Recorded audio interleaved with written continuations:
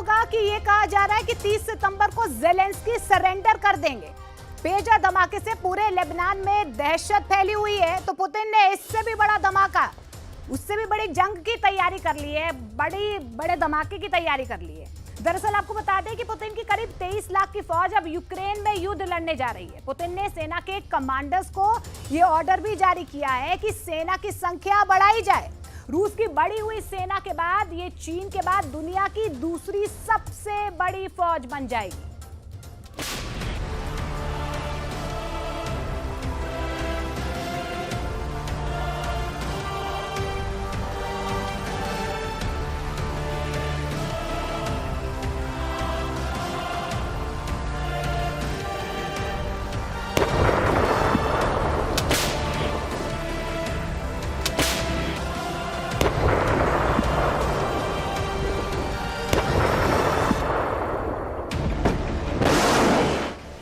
लड़ाई की लपटों में जलते यूक्रेन के लिए बहुत बुरी खबर है। ज़ेलेंस्की के लिए पुतिन ने चक्रव्यूह रच दिया है।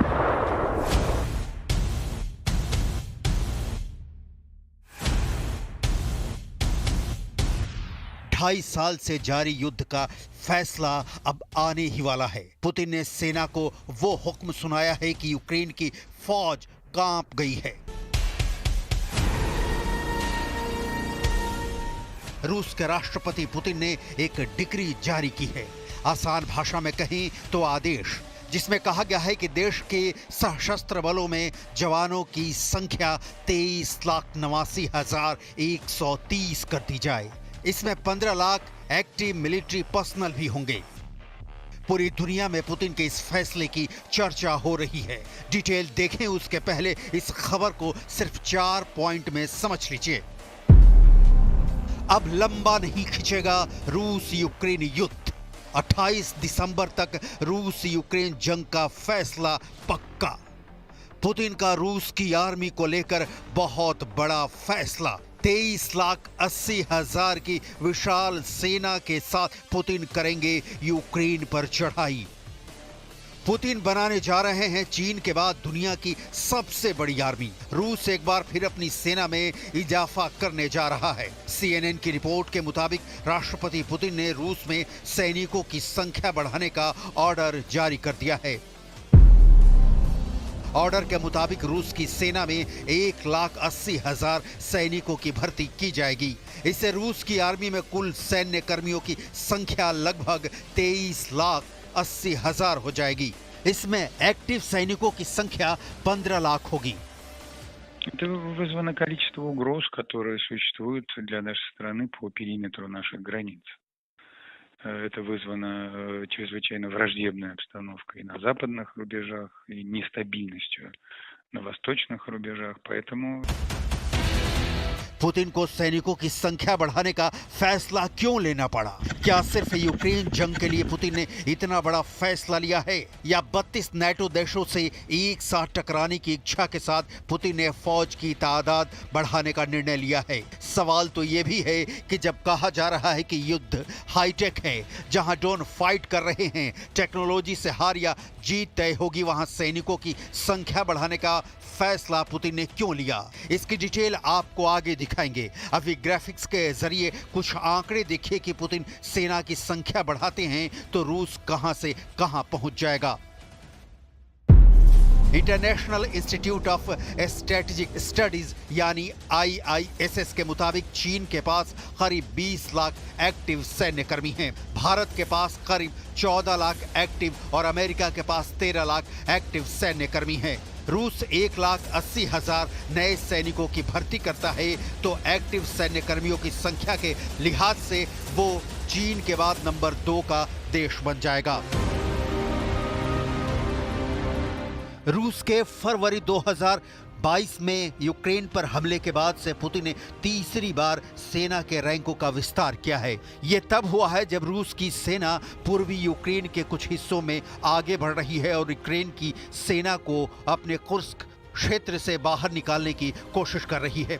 रूस की संसद के निचले सदन की रक्षा समिति के अध्यक्ष आंद्रेई कार्पोलोव के मुताबिक सक्रिय सैनिकों की संख्या में वृद्धि सशस्त्र बलों के आकार को बढ़ाने की योजना का हिस्सा है। रूस के उत्तर पश्चिम में सुरक्षा सुनिश्चित करने के लिए नई सैन्य इकाइयां बनाने की जरूरत है, क्योंकि यहां फिनलैंड के साथ हमारी सीमा लगती है, जो नाटो में शामिल हो गया है। रूस दुनिया का ऐसा देश है जिसकी सीमा दुनिया के सबसे ज्यादा 18 देशों से लगती है। इनमें से केवल 8 ही पूर्व सोवियत संघ का हिस्सा रहे हैं।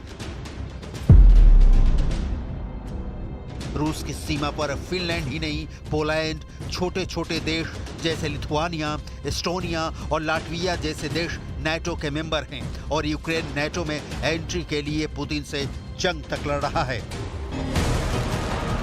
इन देशों से जंग होती है तो जीतने के लिए लाजमी है रूस को बड़ी फौज की जरूरत है। लेकिन यूक्रेन युद्ध में रूस के सैनिकों की जिस स्तर पर मौत हुई है, उससे पुतिन को नई भर्ती की जरूरत पड़ गई दिख रही है।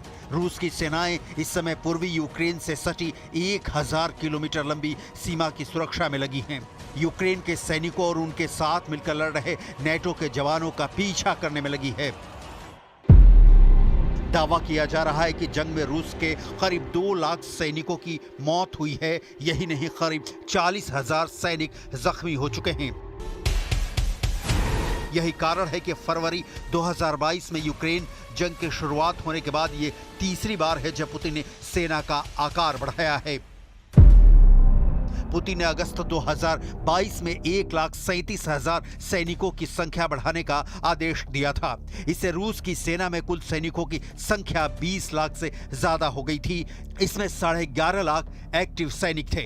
इसके बाद दिसंबर 2022 में रूस की सेना में 1,70,000 और सैनिक बढ़ाए गए। इससे कुल एक्टिव आर्मी 13,02,000 हो गई, और अब तीसरी बार सेना का आकार बढ़ाने से एक्टिव सैनिकों की संख्या 15 लाख हो जाएगी।